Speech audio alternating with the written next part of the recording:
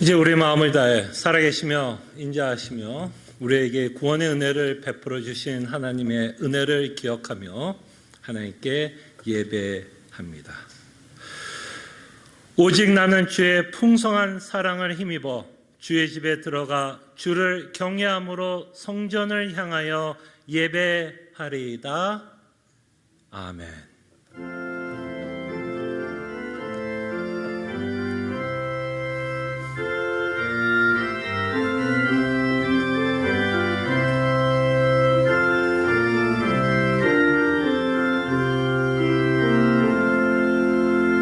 다시 한번 우리의 믿음의 눈을 들어 십자가를 바라보며 하나님께서 우리에게 베풀어 주신 사랑을 기억하며 하나님께 예배하는 귀한 예배 시간이 되게 하여 주시옵소서. 감사하고 살아계신 예수 그리스도 이름으로 기도합나이다. 아멘. 아멘.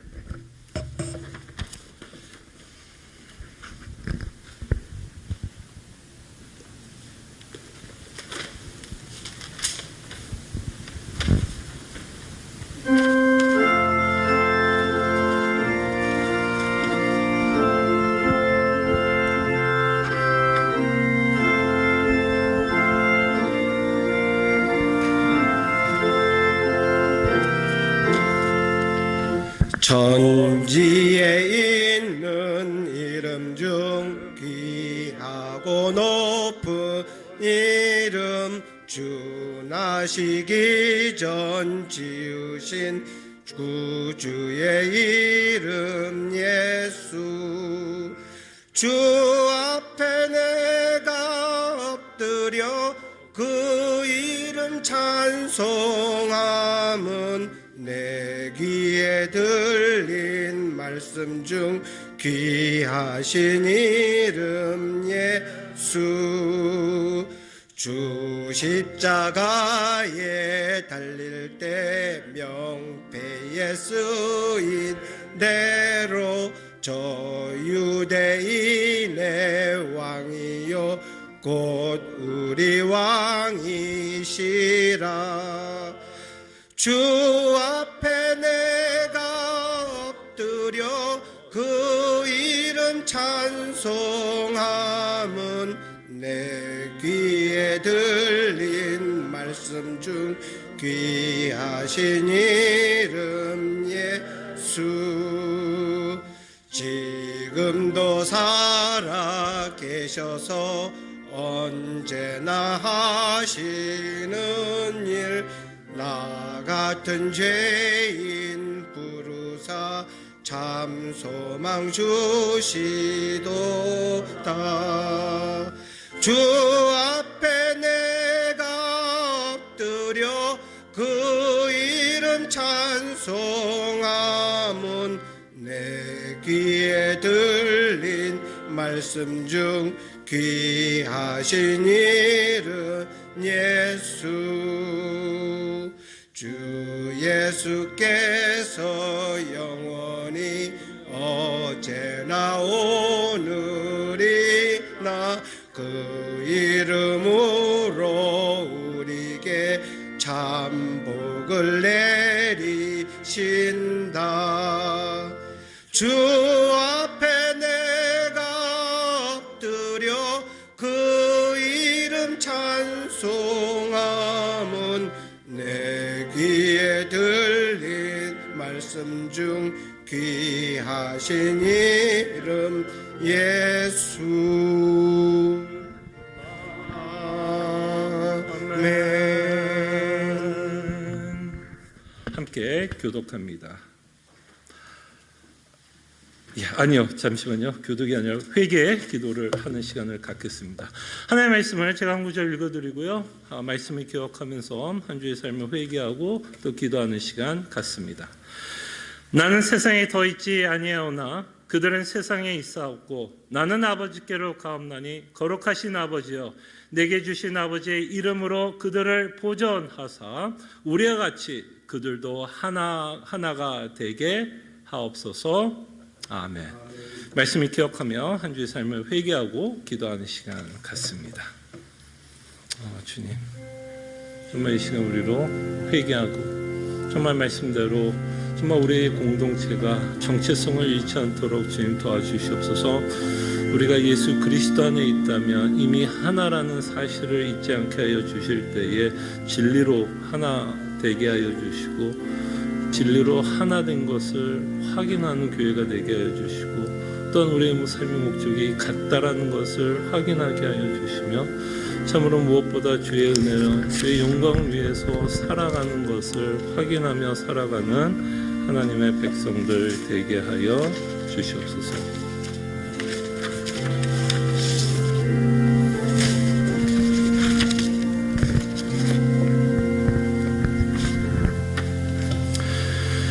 우리가 그리스도와 연합된 공동체이기에 우리가 하나라는 것을 믿게 하여 주시옵소서. 하나이기에 우리가 진리로 하나 되고 같은 믿음을 갖고 있다는 것을 함께 신앙생활하며 확인하는 교회가 되게 하여 주시고 우리가 하나이기에 같은 믿음 가운데 거룩한 삶을 살고자 하는 마음이 서로에게 확인되며 서로에게 격려가 되며 소망이 되는 교회가 되게 하여 주시옵소서. 무엇보다 주의 영광을 위해서 사는 공동체가 되게 하여 주시옵소서. 이 모든 기도 예수님의 이름으로 기도합나이다. 아멘. 아멘.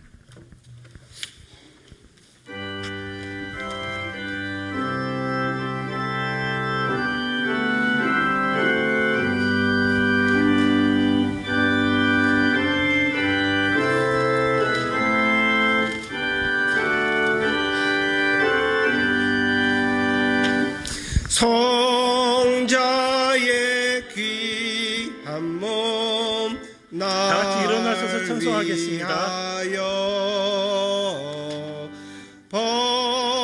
버리신 그 사랑 고마워라. 내 머리 숙여서 주님께 비는 말 나무어 주님께 바치리까. 지금도 날 위해 강구하시 이 옅은 믿음이 아옵나니 주님의 참사랑 고맙고 놀라워 찬송과 기도를 쉬지 않네. 주님의 십자가 나도 지고 신실한 믿음과 마음으로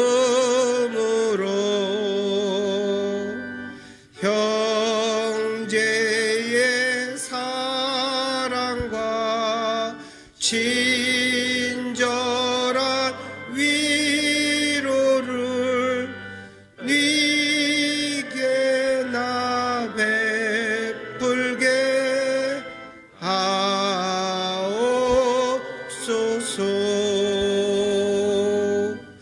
만 가지 은혜를 받았으니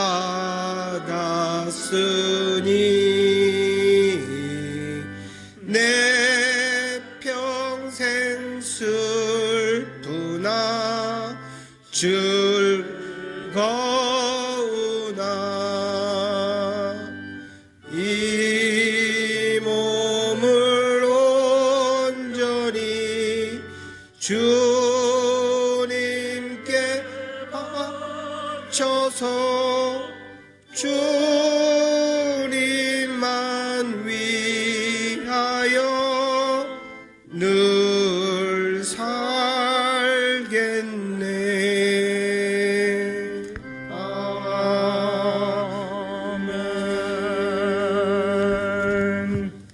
함께 시편 71편 교독합니다.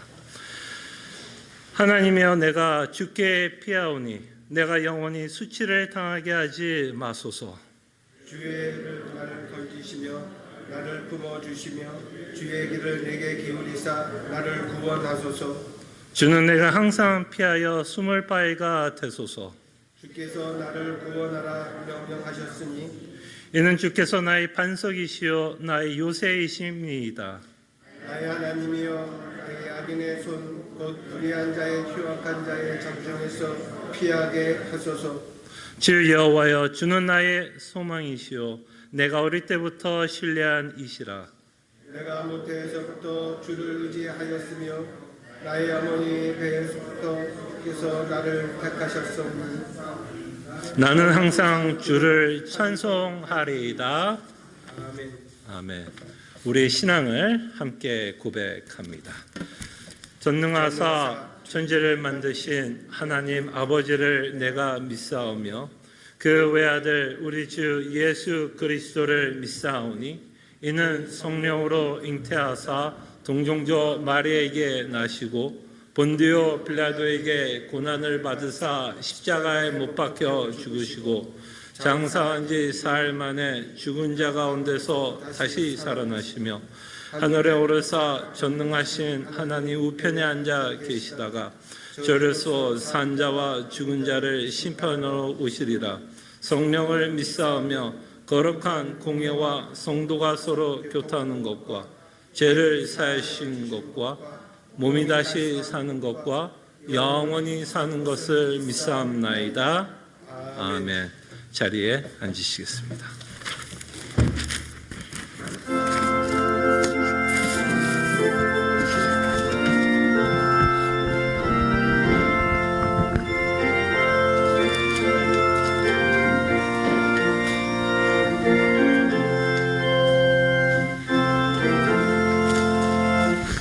나 어느 곳에 있든지 늘 마음이 편하다. 주 예수 주신 평안함 늘 충만하도다. 나의 마음속이 늘 평안해. 나의 마음속이 늘 평안해. 악한 죄 파도가 많으나 마음이 늘 평안해. 내 마음에 솟는 영생수 한없이 흐르니 목마름 다시 없으며 늘 평안하도다. 나의 마음속이 늘 평안해. 나의 마음속이 늘 평안해. 악한 죄 파도가 많으나 마음이 늘 평안해. 참되신 주의 사랑을 형연치 못하네. 그 사랑 내 맘 여시고 소망을 주셨네. 나의 마음속이 늘 평안해. 나의 마음속이 늘 평안해. 악한 죄 파도가 많으나 마음이 늘 평안해. 주 예수 온갖 고난을 왜 몸소 당했나. 주 함께 고난 받으면 멸류관 없겠네. 나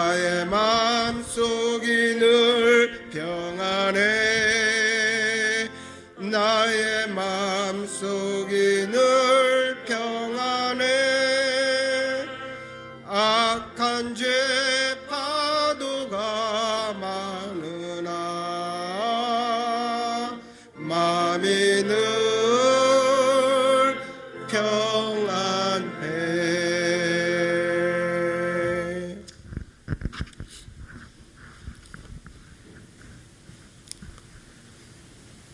사랑과 은혜가 풍성하신 하나님 아버지,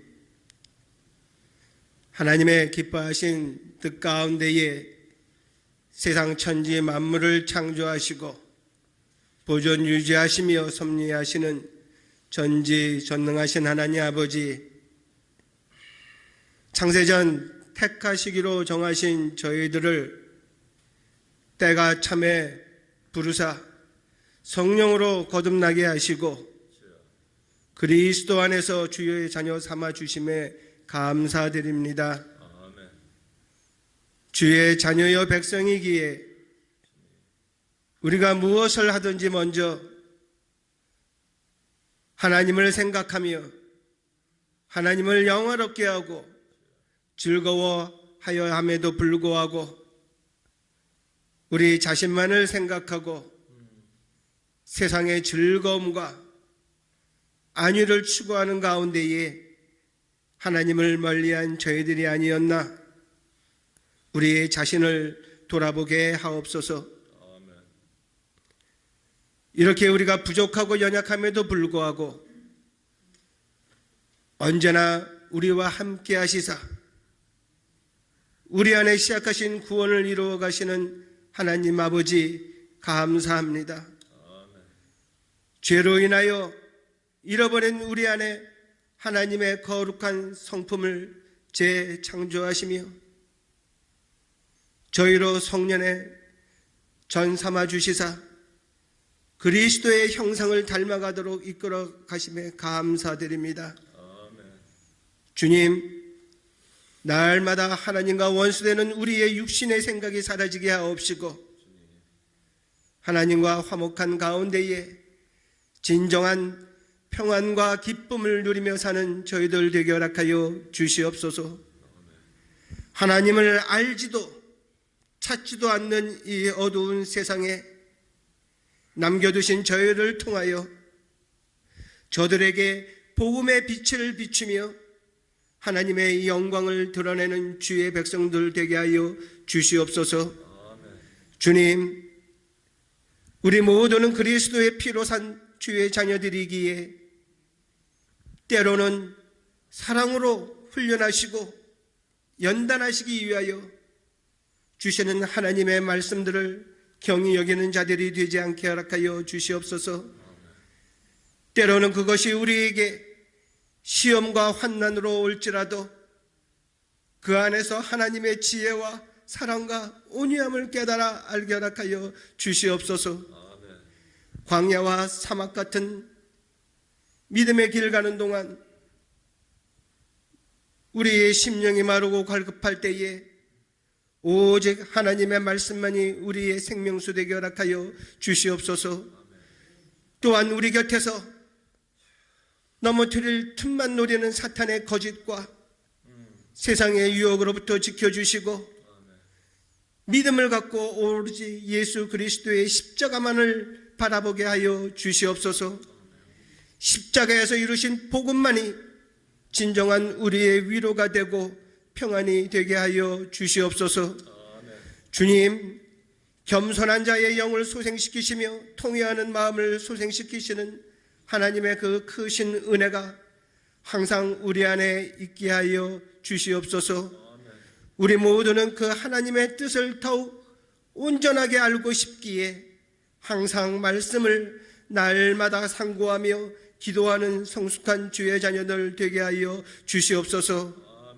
지금도 말씀을 사모하며 복음을 힘써 전하는 세상에 흩어진 주의 교회들을 지켜주시되 특별히 물질과 기도로 함께 나누도록 허락하신 선교 지역과 신학교 교회들을 통하여 바른 복음과 말씀이 전해지는 귀한 주의 복음의 사역이 이루어지게 하여 주시옵소서.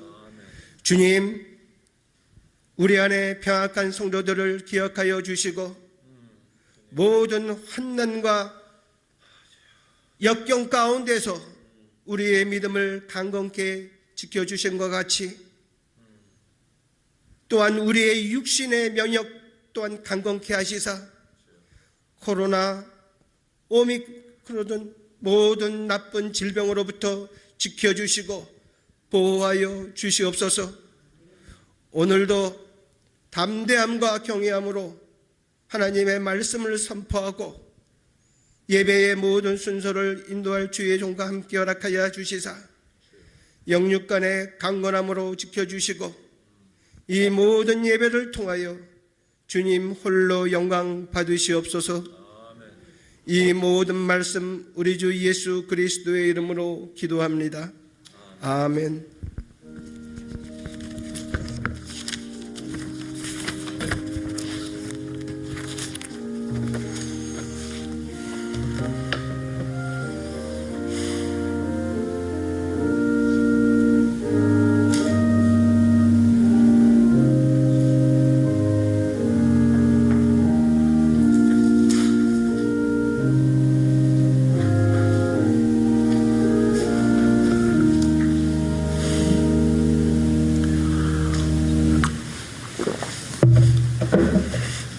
하나님의 말씀 시편 67편 1절에서 4절입니다.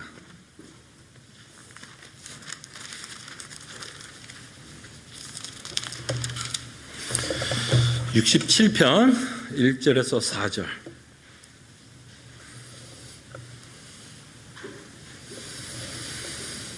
하나님의 말씀이 이러합니다. 하나님은 우리에게 은혜를 베푸사 복을 주시고 그의 얼굴빛이 우리에게 비추사 주의 도를 땅 위에 주의 구원을 모든 나라에게 알리소서. 하나님이여 민족들이 주를 찬송하게 하시며 모든 민족들이 주를 찬송하게 하소서. 온 백성은 기쁘고 즐겁게 노래할지니 주는 민족들을 공평히 심판하시며 땅 위의 나라들을 다스리실 것입니다. 아멘. 저희들은 계속해서 이 주제를 가지고 좀 생각해 보려고 합니다. 우리 교회가 소중하게 여겨야 되는 것에 대해서 저희들이 좀 생각해 보려고 합니다. 물론 우리 교회가 소중하게 여겨야 되는 것 참 많습니다. 그래서 이 주제가 참 다양하고 많은 주제를 우리가 다룰 수 있을 것 같아요. 그럴 때 지난주에 저희들은 첫 번째 시간으로 공동체의 중요성에 대해서 저희들이 생각해 봤습니다. 하나됨에 대해서도 생각을 해봤고요. 하나님께서는 이 공동체를 통해서 성도의 견인을 하기 위해서 사용하는 수단이다라고 제가 말씀을 드리면서 그러기에 우리는 교회 공동체를 소중하게 여긴다라고 말씀을 드렸습니다. 오늘 여러분들과 함께 소중하게 여기기를 바라는 또 하나의 주제는 전도입니다. 우리는 전도를 소중하게 여깁니다. 시애틀 남포 제2장로교회는 전도를 소중하게 여깁니다. 그럴 때 다시 한번 여러분들에게 질문합니다. 우리가 왜 전도를 소중하게 여겨야 될까요? 우리는 왜 전도를 소중하게 여겨야 될까요? 조금 더 나가서는 선교까지도 포함될 수도 있겠죠. 그럴 때 우리는 왜 전도를 소중하게 여겨야 됩니까? 너무나 당연합니다. 왜? 예수님이 전도를 소중하게 여겼기 때문입니다. 예수님이 전도를 소중하게 여겼기 때문에 우리도 전도를 소중하게 여깁니다. 예수님이 잃어버린 영혼에 대한 마음을 우리가 안다면, 그 마음을 우리도 품고 있다면, 예수님의 마음이 우리 마음이라면 우리는 예수님과 같이 전도하는 것을 소중하게 여길 것입니다. 예수님이 가르칠 때에 여러 가지 방법으로 자신이 가르치고자 하는 말씀을 전했는데요. 그 중에 하나가 비유입니다. 비유를 통해서 예수님이 본인이 말씀하시고자 하는 메시지를 전달했는데, 이 전도에 대해서 우리가 생각해 볼 때 이런 비유가 우리가 생각이 납니다. 잃어버린 한 마리의 양에 관한 비유를 여러분들은 기억하실 것입니다. 설명을 길게 하지 않겠습니다. 100마리를 가졌던 양 주인이 있었습니다. 목자가 있었습니다. 그런데 한 마리를 잃어버렸어요. 그럴 때 그 목자는 그 한 마리를 찾고자 떠났고, 찾았을 때에, 그 한 마리를 찾았을 때에 그 목자는 너무나 기뻐했고 잔치를 벌이고 있는 비유의 내용을 저희들은 보게 됩니다. 이 내용이 무엇이죠? 이 목자가 한 마리를 찾아가는 그 마음이 결국 누구의 마음입니까? 결국 예수 그리스도의 마음이다라는 것을 우리는 보게 됩니다. 잃어버린 영혼을 향한 예수님의 마음을 보게 됩니다. 한 마리의 양을 찾고자 하는 목자의 심정을 통해서 우리는 예수님이 한 영혼에 대한 마음을 저희들은 엿보게 되고, 이 비유를 통해서 우리는 성도로서 당연히 예수님이 가져야 하는 마음에 우리도 그 마음을 품고 살아야 할 것입니다. 그때 예수님은 인간의 모습을 보면서, 특별히 예루살렘의 모습을 보면서 어떤 마음을 가졌나요, 여러분? 예수님은 예루살렘의 성전을 보면서 이 한 마리의 그 잃어버린 양의 비유를 통해서도 우리가 알 수 있는 것처럼, 예수님은 예루살렘의 성전에 있는 사람들을 보면서 굉장히 마음 아파했습니다.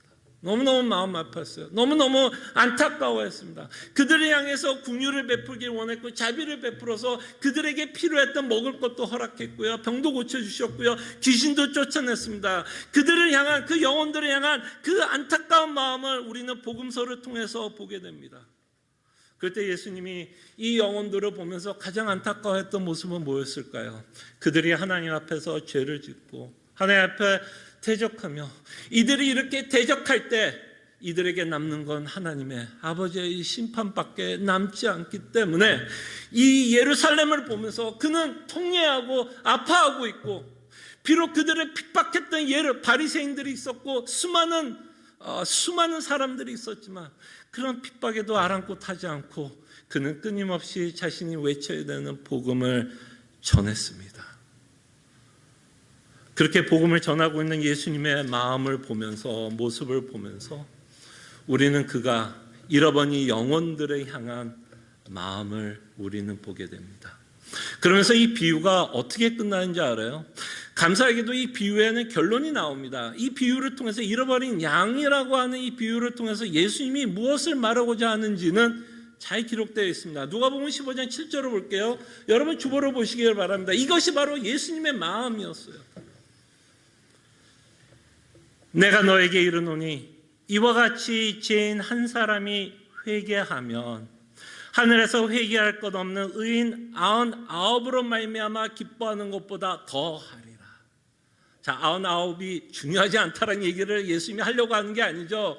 이 비유를 통해서 그 한 마리가 99마리보다 더 중요하다고 얘기하고 싶은 게 아니라, 예수님이 비유를 통해서 진정 원하는 마음을 보게 되죠. 어떤 마음을 보게 돼요? 영혼들이 회개하고 하나님께 돌아오기를 원하고 있는 예수님의 마음을 비유를 통해서 우리는 보게 됩니다. 그래서 끊임없이 우리는 잃어버린 영혼들, 예수 그리스도를 믿지 않는 영혼들을 보면서 우리가 예수님의 마음을 품을 때 그 영혼이 예수 그리스도를 믿고 회개하며 돌아오기를 우리는 간절히 원해야 합니다. 왜? 그것이 예수님이 세상을 향한 마음이었기 때문입니다. 그렇기 때문에 우리는 전도를 소중하게 여깁니다. 예수님의 마음이 우리의 마음이기 때문입니다. 그리고 전도를 소중하게 여기는 것은 예수님이 승천하실 때, 여러분 예수님이 승천하실 때 예수님이 제자들을 붙들고 마지막으로 명령했던 명령 여러분 기억나시죠? 우리가 잘 알고 있는 것처럼 마태복음 28장 18절에 20절에 보면 예수님이 승천하기 전에 예수님이 제자들을 불러다 놓고 너희들이 어떤 삶을 살기를 원하는지 말씀하고 있는 구절을 통해서 우리는 전도를 왜 소중하게 여겨야 되는지도 보게 됩니다. 하나님의 말씀 다시 한번 제가 읽어드릴게요. 주보를 또 참고하시면 됩니다. 예수께 나와 말씀하여 이르시되 하늘과 땅의 모든 권세를 내게 주셨으니 그러므로 너는 가서 모든 민족을 제자로 삼아 아버지와 아들과 성령의 이름으로 세례를 베풀고 내가 너에게 분부한 모든 것을 가르쳐 지키게 하라. 볼지어다 내가 세상 끝날까지 너희와 항상 함께 있으리라 하시니라. 아멘. 그때 이 구절에서 가장 중요한 동사는 이 동사예요. 민족을 제자로 삼을 것을 요구합니다. 민족을 제자를 삼을 것을 요구하면서 부연적으로 예수님이 명령하고 있는 내용을 보게 되죠. 그때 민족들의 제자 삼기 위해서 먼저 뭐 해야 될까요? 가야 합니다. 가라. 그래서 19절에 보면 그러므로 너희는 가서 모든 민족을 제자 삼을 것을 명령합니다. 가야 합니다. 그때 우리는 제자를 어떻게 삼죠? 제자가 어떻게 됩니까? 제자는 누구입니까? 바로 예수 그리스도의 복음을 믿는 자들이 제자 아니겠습니까? 예수 그리스도의 십자가와 부활과 승천이 갖고 있는 복음의 메시지를 믿고 있는 자들이 제자이고, 제자들은 예수님이 가르쳤던 그 말씀에 순종하면서 살아가는 자들이 제자라면, 가서 제자로 삼으라는 말은 누구의 제자를 삼으라는 거죠? 예수 그리스도의 제자를 삼으라는 것이고, 예수 그리스도의 제자를 삼으라는 그 말에는 어떻게 하는 것이 제자를 삼는 일입니까? 바로 예수 그리스도의 복음을 전하는 것이 예수 그리스도의 제자를 삼는 수단이 되고 있다는 것을 우리는 너무나 잘 알고 있습니다. 그러면서 내가 세상 끝날까지 너희와 항상 함께 있을 것이라 말합니다. 그럴 때 이 명령은 언제까지 유효한 명령일까요, 여러분? 이 명령은 언제까지 유효한 명령이에요? 세상 끝날 때까지. 세상 끝날 때까지 하나님이 교회에게 또는 개인의 성도에게 주신 지상 명령입니다. 가서 제자를 삼을 것을 우리에게 말씀하고 있다는 것을 보시기를 바랍니다. 그럴 때 이것은 1차적으로는 당연히 목사의 책임입니다. 목사의 의무입니다. 여러분들 앞에서 말씀을 전하는 목사에게 전도의 첫 번째 의무는 주어지겠지만, 이것이 목사에게만 주어진 의무만은 아니라고 생각을 합니다. 그래서 가서 제자를 삼으라 그럴 땐 장로나 목사에게만, 어떤 직분자들에게만 주고 있는 명령이 아니라 예수 그리스도를 믿는 모든 자들에게 하나님이 지금, 또는 예수님이 지금 명령하고 있다는 것을 보시기를 바랍니다. 그럴 때 당연히 예수 그리스도의 마음을 품은 자들, 잃어버린 영혼에 대한 안타까움과 그 마음을 갖고 있는 자, 또는 예수님이 지금 우리에게 마지막으로 승천하시면서 명령하고 있는 이 내용을, 우리가 그리스도의 복음을 믿고 있다면 이 명령을 우리는 뭐합니까? 소중하게 여깁니다. 소중하게 여기고, 이것을 우리는 삶 가운데 실천하려고 부득불 애를 써야 된다는 것을 저희들이 생각해 봅니다. 그때 저희들이 생각해 보고 싶은 것이 있습니다. 전도라는 단어 너무나 익숙하죠, 여러분. 전도라는 단어 지금 처음으로 들은 말씀도 아닐 거고, 제가 여러분들에게 전하는 이 말씀, 이 주제 처음 듣는 말씀도 아닐 거라고 생각이 듭니다. 잃어버린 양의 비유도 처음 듣는 것도 아니고, 마태복음 28장에 있는 구절도 처음 듣는 것은 아닐 것입니다. 그럼에도 불구하고 전도라는 단어 참 익숙하지만, 우리의 실생활에서 전도한다는 것은 어떠십니까, 여러분? 모르겠습니다. 좀 쉽지 않다라는 것을 느끼지 않을까 싶어요. 전도라는 단어는 좀 익숙할지는 몰라도 막상 전도를 한다라고 했을 때 이 실천에 옮긴다라는 것은 좀 쉽지 않다라는 생각이 들 때가 많아요. 어떠세요? 좀 공감이 가십니까? 제가 하는 말에 좀 쉽지 않다라는 것을 공감을 합니다. 그래서 한번 고민해 봤어요. 왜 우리는 전도라는 단어는 굉장히 익숙하고 이런 구절들이 굉장히 익숙함에도 불구하고 왜 막상 우리는 전도하는 일이 좀 부담이 되고 좀 하고 싶지 않고 쉽지 않다라는 생각이 들까? 좀 고민해 봤습니다. 그럴 때 여러 가지 이유가 좀 있는 것 같아요. 그때 몇 가지를 여러분들과 좀 생각을 하면서 제가 이렇게 이야기하는 이 내용이 여러분들이 혹시 공감이 가는지 한번 들어보시기를 바랍니다. 전도를 힘들게 하는 여러 가지 이유 중에 몇 가지만 좀 쉐어를 하면 이런 것 같아요. 우리의 정체성을 숨기고 살아간다면 복음을 전도하는데 굉장히 힘들 거라고 생각을 합니다. 우리의 정체성, 내가 그리스도인이고 내가 성도라는 거, 내가 교회를 다니고 내가 예수 그리스도를 믿는 성도라는 이 기가 막힌 은혜의 정체성을 우리가 숨기면서 살아가고 있다면, 누군가를 만나서 내가 믿고 있는 복음을 전한다는 건 굉장히 힘들 거라 생각을 합니다. 여러분 어떠세요? 여러분들 누군가를 만나면 여러분들은 믿는 자라는 것을, 물론 만나자마자 저는 그리스도인입니다라고 악수하지는 않겠지만, 적어도 여러분들이 만나는 사람들이 여러분들을 보면 여러분들이 믿는 자라는 것을 알 수 있습니까? 여러분들이 정말 예수 그리스도를 믿는다라는 것을 간접적으로 그 사람들이 알 수 있습니까?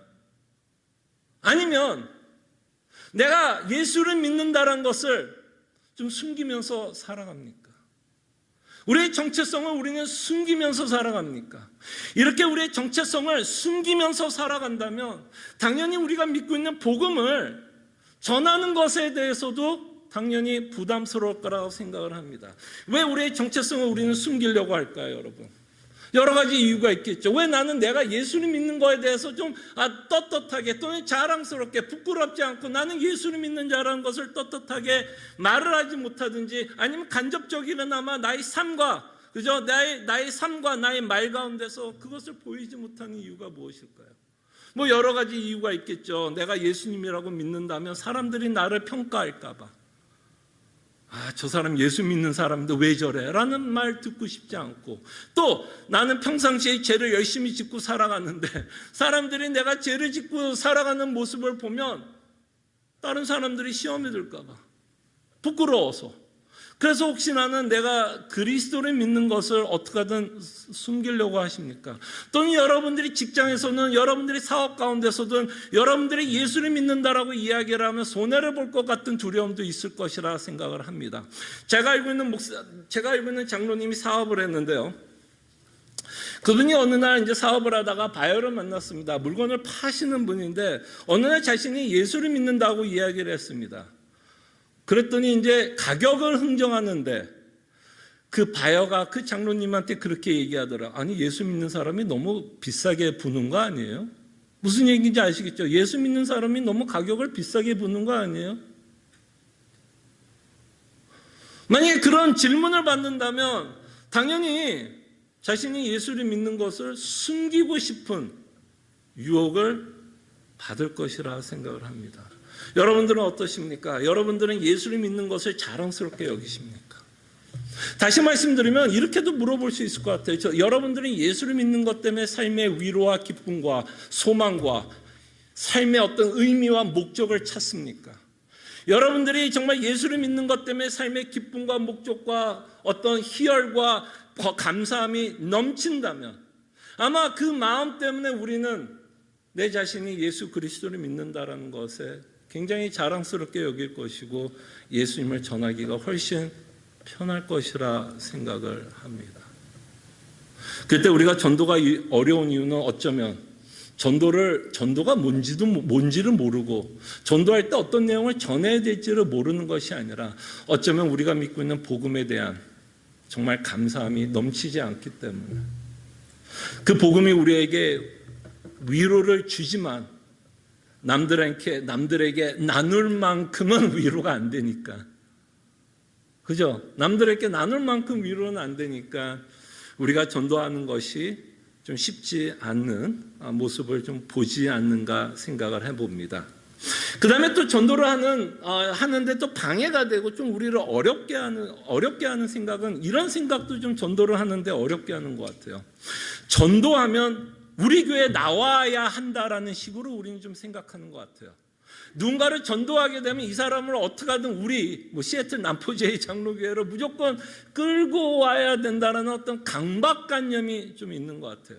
만약에 우리가 전도한다는 것을 교회에 나오게 하는 방법으로만 우리가 생각한다면 전도하기가 쉽지 않을 것이라고 생각을 합니다. 왜 제가 이렇게 이야기하냐면, 여러분 정말 생각해 보세요.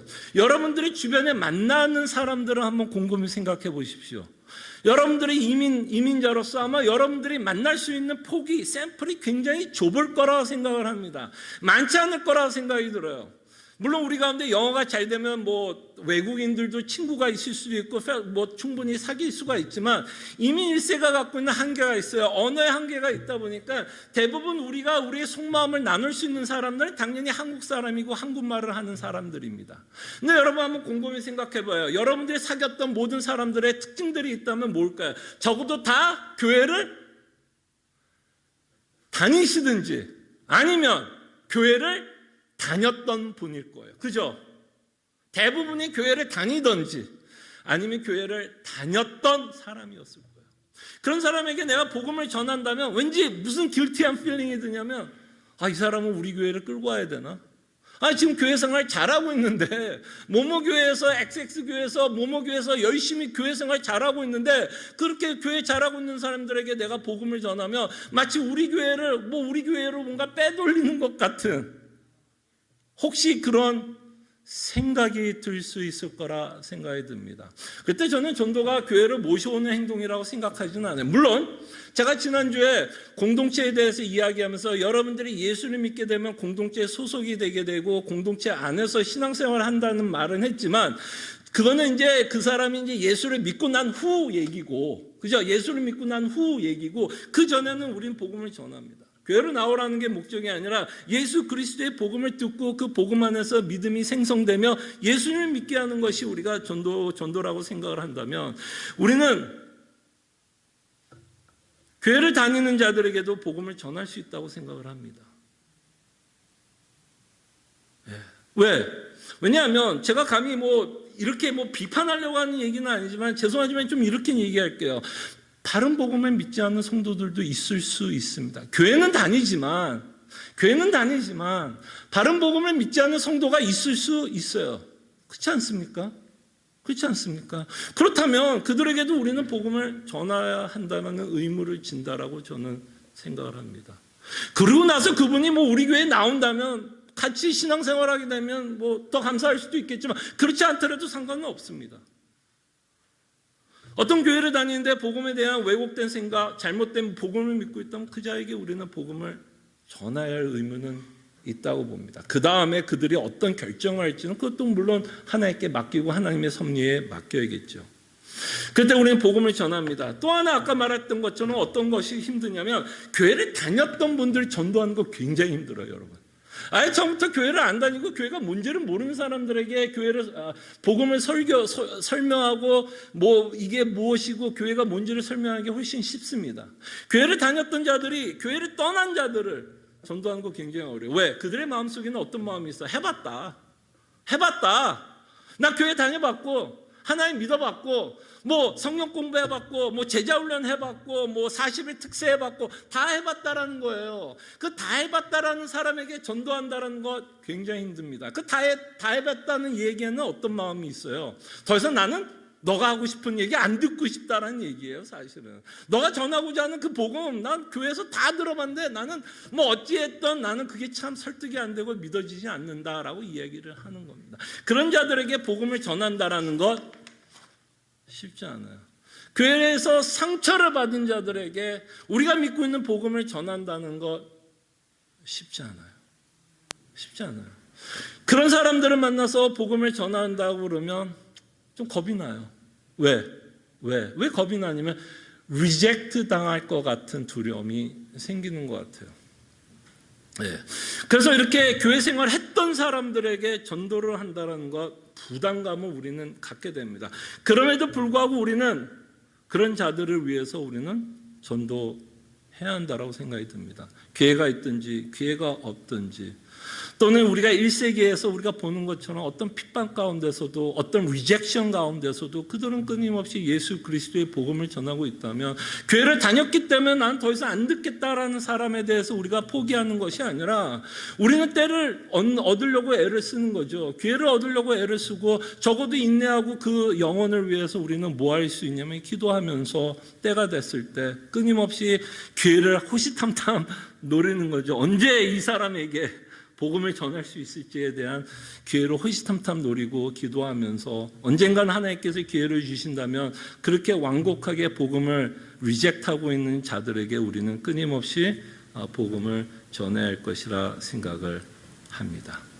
여러 가지 이유로 우리는 어쨌든 전도를 하는 것에 대해서 부담감이 있을 수 있고, 우리의 생각 가운데 우리가 전도를 해야 함에도 불구하고 우리로 하여금 방해하게 하는 생각들이 여전히 우리 안에 있다라는 것을 보게 됩니다. 근데 오늘 여러분들과 또 하나의 구절을 한번 살펴봤으면 합니다. 사도행전 1장 8절을 읽어볼게요. 사도행전 1장 8절에 보면 우리가 너무나 또 잘 아는 전도하는 내용을 전도해야 한다라고 했을 때 많이 인용하고 있는 구절 중에 하나인데요. 사도행전 1장 8절을 통해서 예수님이 또 마지막으로 승천하시면서 제자들에게 하셨던 명령인 것을 보게 되죠. 마태복음과 일맥상통하고 있는 내용이라는 것을 보게 됩니다. 자, 그럴 때 제가 한번 읽어드릴게요. 사도행전 1장 8절을 읽어드리겠습니다. 오직 성령이 너에게 임하시면 너희가 권능을 받고 예루살렘과 온 유다와 사마리아와 땅 끝까지 이르러 내 증인이 되리라 하시니라. 자, 여기서 중요한 말은 이겁니다. 여러분 보세요. 이 구절을 통해서 예수님이 이렇게 말씀하는 것 같아요. 거듭난 자들의 특징이 뭐냐라고 저는 예수님이 말씀하는 부분도 이 구절에 있다고 봅니다. 거듭난 자들의 특징이 뭐냐? 성령이 너에게 임하시면 뭐라고요? 성령이 너에게 임하시면 내 증인이 되리라. 그러니까 다시 말씀드리면 거듭난 자들에게 증인된 삶을 사는 것은 옵션이 아니라는 얘기예요. 무슨 말인지 알겠죠? 성령이 너에게 임하시면 결론이 뭐예요? 내 증인이 되고 싶으면 되고 안 되고 싶으면 안 되고 네 마음대로 결정해가 아니라 예수님은 명제로 이야기합니다. 정체성이라고 저는 표현할까요? 내 증인이 된다라는 거죠. 예, 된다라는 겁니다. 그래서 거듭난 자들의 특징 중에 하나가 있다면 뭘까요? 내가 갖고 있는 복음을 뭐 하고 싶은 자들이에요. 사실은 전하고 싶은 자들이라는 거예요. 그때 여러분 거듭났다는 증거가 참 많습니다. 우리가 살아가면서 우리가 예수를 믿는 것 때문에 열매를 맺음으로써 우리가 포도나무에 붙어있다라고 하는 많은 열매들이 있습니다. 그 중에 하나가 뭘까요? 그 중에 하나가 증인된 삶을 사는 것이 하나의 열매가 되고 있다는 것을 저희들은 사도행전 1장 8절을 통해서 보게 됩니다. 그렇기 때문에 전도라는 것에 우리는 도망갈 수 없어요. 여러분들이 어떤 이유로든 전도를 피할 수 있을지는 모르지만 결단코 우리는 도망갈 수 없습니다. 도망가서도 안 되고 왜? 도망가면 성령이 임하지 않는 자일 수도 있습니다. 그죠? 왜냐하면 성령이 임하면 증인이 된다고 하셨기 때문에 너무나 당연한 결과인 것처럼 예수님은 말씀하고 있습니다. 그렇기 때문에 우리는 오늘 다시 한번 생각해야 됩니다. 우리는 왜 전도를 소중하게 여깁니까? 이거는 거듭난 자의 삶이기 때문에. 거듭난 자의 삶이기 때문에. 자, 그럴 때 여러분들에게 도전하기를 원하고 또 우리가 책망을 받아야 되는 부분도 있을 거라 생각합니다. 여러분들과 제가 어떤 이유로 전도하는 것에 소홀히 하고 있다면 무엇을 해야 될까요? 무엇을 해야 될까요? 회개해야 될 줄 압니다. 어떤 이유로 내가 전도하는 이유에 대해서 뭔가 내가 거북했고 부담이 되어서 하지 않았다면 우리는 뭐 해야 될까요? 회개해야 됩니다. 회개하고 돌이키고 정말 이것이 우리의 정체성의 문제라면 정말 증인된 삶이 정말 거듭난 자의 열매 중에 하나라면 정말 이런 열매를 맺고 우리가 살아갈 수 있도록 우리는 다시 한번 우리 자신의 생각을 하나님의 말씀에 또는 나의 경험도 하나님의 말씀에 우리는 순종시켜야 됩니다. 우리의 경험이 앞서가서 전도를 안 하는 것이 아니라 우리의 경험이 우리를 전도하는데 방해할지라도 우리의 생각과 경험을 말씀에 우리는 끊임없이 순종하고 그 다음에 제가 여러분들에게 누누이 말씀드렸잖아요. 지난주에도 공동체에 대해서 말씀드렸던 이야기가 뭐였습니까? 공동체 쉽지 않습니다. 이론적으로는 굉장히 쉬워요. 그런데 공동체 안에서 함께 신앙생활하는 죄인들이 모여서 함께 신앙생활하는 건 쉬운 일은 아닙니다. 그럼에도 불구하고 제가 여러분들에게 당부했던 건 뭐죠? 절대로 우리는 포기할 수 없어요. 왜? 예수님이 공동체를 소중하게 여기기 때문에 예수님이 교회를 위해서 죽으셨기 때문에 우리는 우리의 경험과 우리의 생각 때문에 공동체를 소홀히 여길 수 없어요. 그런 것과 마찬가지로 전도도 마찬가지지만 어떤 이유로 우리가 못하고 있는 것은 사실일 수 있으나 우리는 결단코 포기할 수 없습니다. 회개해야 될 부분이 있다면 우리는 회개해야 될 것이고 정말 성령이 임한 자로서 예수 그리스도를 믿는 자로서 증인된 삶을 살아야 된다는 것을 다시 한번 우리는 이 아침에 이 말씀을 통해서 우리로 하여금 다시 한번 좀 생각하고 고민하고 돌이켜야 된다라고 생각을 합니다. 자, 그러면서 마지막으로 여러분들과 함께 마지막으로 좀 생각해 보고 싶고 고민하고 싶은 부분이 이겁니다. 과연 전도의 궁극적인 목표가 있다면 뭘까요, 여러분?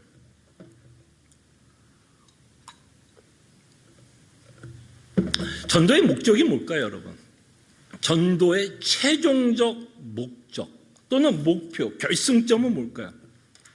아마 지금까지 제가 여러분들에게 설교한 것을 토대로 한다면 잃어버린 영혼들이 회개하고 돌아오는 것이 전도의 최종적 목적지 또는 결승점이라고 생각할 수 있습니다. 맞습니다. 우리는 그 일을 위해서 전도합니다. 복음을 세상에 전합니다. 근데 여러분, 우리가 절대로 간과하지 말아야 될 것이 있습니다. 전도의 최종 목적은 하나님의 영광을 선포하는 겁니다. 전도의 최종 목적은 잃어버린 양들을 위한 구원이 아니라 그 잃어버린 양들이 예수 그리스도의 복음을 통해서 뭐를 다시 한번 보게 하는 게 목적이에요. 하나님의 영광을 다시 보게 하는 게 목적입니다. 그 하나님의 영광을 받은 자들이, 그죠? 그 하나님의 영광을 바라본 자들이 거듭난 자들이고 예수 그리스도의 복음을 믿는 자들이겠죠. 그때 여러분들, 우리가 전도하는 건 잃어버린 영혼을 죄에서 사함을 받고 천국 가게 하는 게 최종 목적이 아니라 우리의 최종 목적은 그들이 다시 한번 하나님의 영광을 바라볼 수 있고 하나님의 영광이 선포될 수 있도록 우리는 전도합니다. 바로 오늘 우리가 살펴봤던 시편 67편에 말씀하고 있는 내용이라고 생각을 합니다. 자, 이제 본문을 가겠습니다. 시편 67편 3절입니다. 자, 이 시편 기자가 뭐라고 고백하는지 한번 보십시오. 3절에 보면 하나님이여, 민족들이 주를 찬송하게 하시며 모든 민족들이 주를 찬송하게 하소서. 모든 민족들이 하나님을 찬송하게 해달라는 것이 이 시편 기자의 기도라는 것을 보게 됩니다. 그럴 때 이 시편 기자가 원하는 것처럼 모든 민족들이, 모든 사람들이 주를 찬송하기 위해서는 어떤 일이 벌어져야 될까요? 어떤 일이 벌어져야 될까요? 그럴 때 이것은 신학적인 관점으로 봐야겠죠. 신학적인 관점을 보면 인간이 하나님을 찬송하기 위해서는 반드시 전제되어야 되는 게 뭘까요? 예수 그리스도의 복음을 믿고 그 십자가를 통한 하나님의 영광을 바라볼 때에만 하나님께 찬송을 드릴 수 있습니다. 그렇다면 민족들이 주를 찬송하게 하소서라는 이 말은 그냥 우리가 막연하게 그래 맞아 하나님께 찬송을 해야지, 하나님께 영광을 돌려야지, 그런 내용이 아니라 이렇게 찬송하기 위해서는 죄에서 죄의 회복이 필요하고 그들이 죽었던 심령이 거듭나야 되며, 우리가 아까 사도행전 1장을 통해서 본 것처럼 누가 임해야 돼요? 성령이 임하셔야 그들이 죽었던 영혼이 살아나며 다시 한번 하나님이 이 세상을 창조한 창조의 질서를 회복하게 하는 것을 보게 됩니다. 자, 그 내용에 대해서 제가 하이델베르크의 요리문답 질문 6을 주보에다 적어놨습니다. 여러분, 이 질문 6은 여러분 기억해 주세요. 너무나 잘 요약했습니다. 뭐를 요약했느냐? 하나님이 인간을 창조한 목적, 바로 이 전도를 통해서 다시 한번 하나님의 인간을 창조한 목적을 회복시키고 있다는 것을 생각해 봅니다. 제가 한번 읽어드립니다. 질문 6. 하나님께서 본래 인간을 악하고 불의하게 지으셨습니까? 아니죠. 하나님이 원래 인간을 어떻게 창조했습니까? 하나님이 어떻게 지으셨죠? 답이 이렇게 기록됩니다. 이 답을 좀 묵상해 보세요. 답. 하나님께서 인간을 선하게 자신의 형상대로, 다시 말하면 참된 의와 거룩함으로 창조하셨다. 에베소서를 갖고 이 요리문답을 답을 적고 있습니다. 자, 여러분들은 왜 이렇게 의와 거룩하게 창조하시는지 아세요? 인간은 왜 이렇게 하나님의 형상으로 지었는지 알아요? 그 바로 다음이 목적입니다. 왜 이렇게 하나님이 인간을 하나님의 형상으로 창조하셨어요? 그리하여, 하나님의 형상으로 창조되었기 때문에 그리하여 인간의 목적, 삶의 목적을 말씀합니다. 그래야 그들이 창조주 하나님을 뭐 한다고요? 바르게 알고 온 마음을 다하여 사랑하며 그의 영광과 존귀를 위하여, 뭐라고요? 그의 영광과 존귀를 위하여 그와 함께 영원히 행복하게 살도록 하셨습니다. 이것이 하나님이 인간을 창조한 목적입니다. 그러나 이 창조의 목적은 창세기 3장을 통해서 다 깨졌죠. 인간은 자신을 위해서 살아갑니다. 인간은 자신을 위해서 살 때 가장 행복하다는 착각 속에서 살아갑니다. 그럼 여러분, 구원은 뭘까요? 구원은 뭘까요? 구원은 단지 여러분들의 죄가 용서받고 천국 가는 것만이 구원이 아닙니다. 구원은 이 창조의 목적을 회복하는 것이 구원입니다. 창조의 질서를 회복해야 하는 것이 구원이에요, 여러분. 성령이 임하시면 여러분들이 새로운 영을 받아 어떻게 살아요? 하나님이 창조한 질서대로 다시 살아가는 거 아닙니까? 예수 그리스도의 십자가를 보면서 그 하나님을 뭐 하고 싶어요? 더 알고 싶으세요? 모르고 싶으세요? 더 알아가고 싶어 합니다. 예수 그리스도를 닮아가는 삶을 살아가고 싶습니다. 이 십자가를 바라봤을 때 내가 왜 창조함을 받았고 내가 왜 구원함을 받았는지를 알게 됩니다. 그를 영원히 영광을 돌리고 그를 찬송하며 그의 뜻대로 살아가게끔 우리를 재창조하고 있는 사건이 뭐예요? 구원입니다. 다만 용서를 받고 천국 가는 것만이 구원은 아닙니다. 창조의 질서를 회복하는 겁니다. 그럼 전도는 뭐예요, 결국? 여러분, 전도가 뭘까요? 한 영혼이 천국 가는 사건만은 아닙니다. 전도는 뭘까요? 창조의 질서를 회복하는 과정이다라고 생각하시면 좋을 것 같아요. 창조의 질서를 회복하는 과정. 왜 이렇게 말하냐면 결국 복음을 통해서 성령 하나님이 그 영을 살리시니까. 복음을 통해서 그 영을 살리시고 그 영이 살아났을 때 복음을 통해서 창조의 질서가 회복되었다라는 것을 보게 되기 때문입니다. 그래서 우리의 전도의 목적은 뭐예요? 궁극적 목적은 뭐예요? 하나님의 영광을 위해서 전도하는 겁니다. 한 영혼이 천국 가기 위해서도 전도해요. 그게 아니라는 얘기는 아닙니다. 그 영혼에 대한 안타까움 예수님도 갖고 계셨어요. 근데 우리가 진짜 전도하는 이유는 뭐야? 그 하나님의 영광이 선포되기를 원하기 때문에. 그 영광이 선포되기를 원하기 때문에. 예수님도 그런 의미에서 십자가를 죽으셨습니다. 예수님이 우리를 구원해서 천국 가기 위해서 죽으신 건 맞아요. 그런데 예수님 십자가에 죽으신 궁극적인 이유가 있다면 그의 영광을 위해서 죽으셨고 부활했습니다. 다시 한번 그의 영광이 세상에 비춰지고 그 영광을 사람들이 다시 한번 보고 기뻐하고 찬송을 드릴 수 있도록 예수님이 십자가에 죽고 부활하셨음을 기억해 주시기를 바랍니다. 기도하죠. 여러분들이 갖고 있었던 전도의 개념은 무엇입니까? 틀리지 않았을 거라 생각을 합니다. 한 영혼을 향한 그 영혼이 정말 예수 그리스도를 믿고 정말 복음을 믿어 용서함을 받고 천국 가기를 원하는 그 마음, 그거 틀리지 않았습니다. 분명히 성경은 말씀합니다. 그러나 우리가 전도하고자 하는 마음은 거기서 끝나지만은 않았으면 합니다. 우리가 정말 전도하기를 원하는 것, 그 복음을 통한 하나님의 영광이 세상에 다시 한번 비춰지기를 원하는 마음 때문에 우리는 전도합니다. 그래서 이 말씀을 저희들이 기억하고 우리가 빛의 사자라는 것을 기억하며 우리가 함께 기도했으면 합니다. 기도하죠.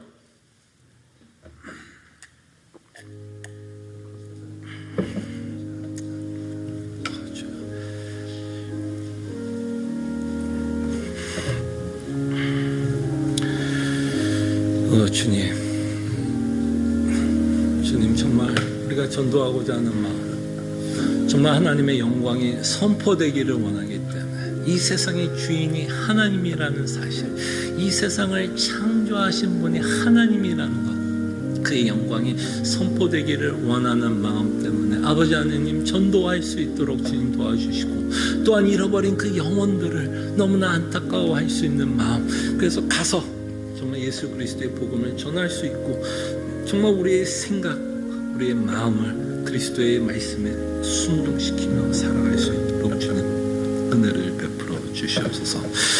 참으로 고마우신 하나님, 참으로 우리 시애틀 남포 제2장로교회는 전도를 소중하게 여기는 교회가 되게 하여 주시옵소서. 참으로 예수 그리스도의 마음을 품기를 원합니다. 정말 그 한 마리를 찾고자 하는 그 목자의 심정이 예수 그리스도의 마음인 것을 보게 하여 주실 때에 정말 잃어버린 영혼들을 향한 우리도 안타까움을 잃지 않도록 아버지 도와여 주시고 우리에게 선물로 주신 이 복음을 참으로 잃어버린 영혼들을 향해서 담대하게 또 전해야 될 때가 있다면 전할 수 있도록 은혜를 베풀어 주시고 다시 한번 우리가 이 시간 고민하고 또 기도하기를 원하는 건 이 전도의 궁극적인 목적을 저희들이 기억하기를 원합니다. 하나님의 영광이 그리스도의 복음을 통해 선포되기를 원하기에 전도하는 자들 되게 하여 주시옵소서. 감사하고 살아계신 예수 그리스도의 이름으로 기도합나이다. 아멘. 일어나셔서 찬송가 502장 찬송합니다.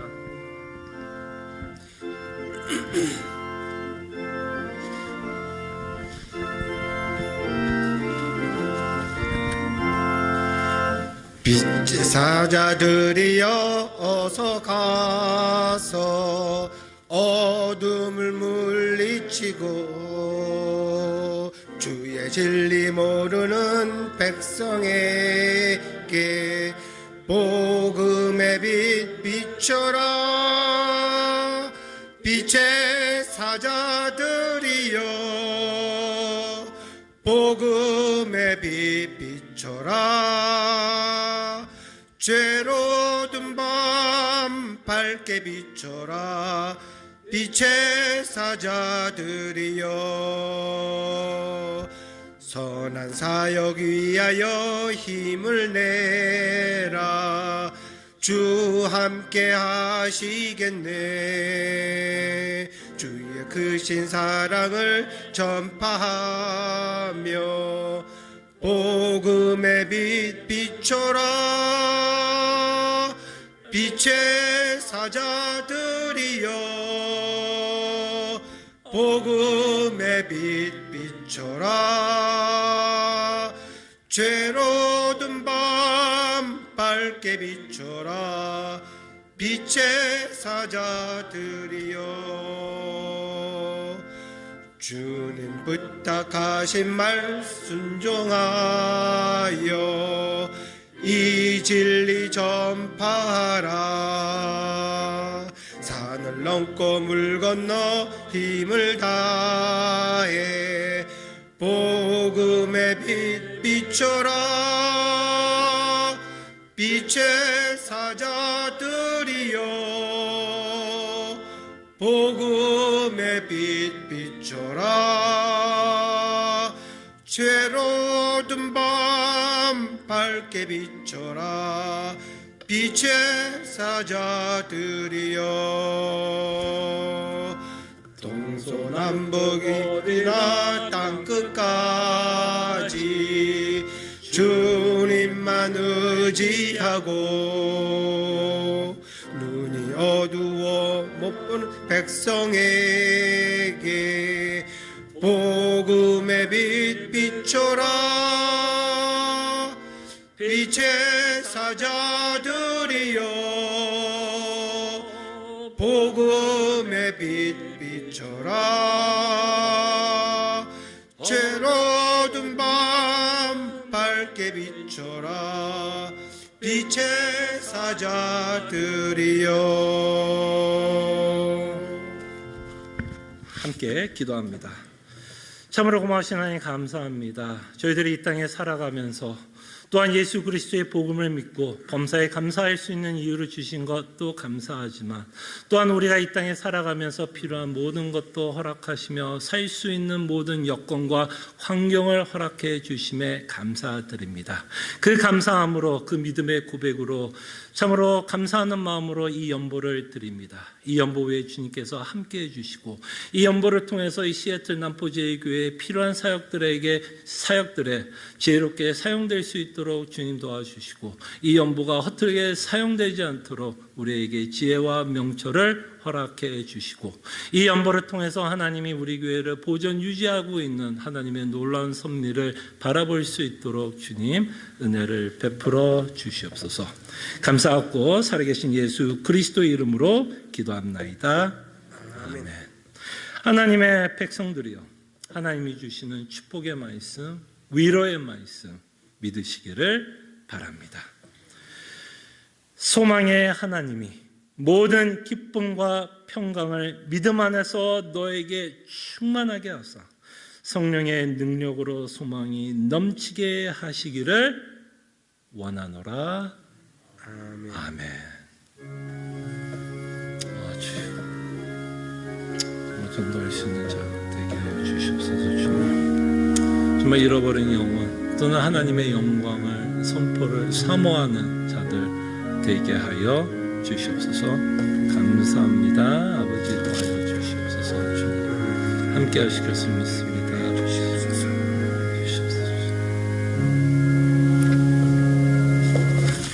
우리 옆에 또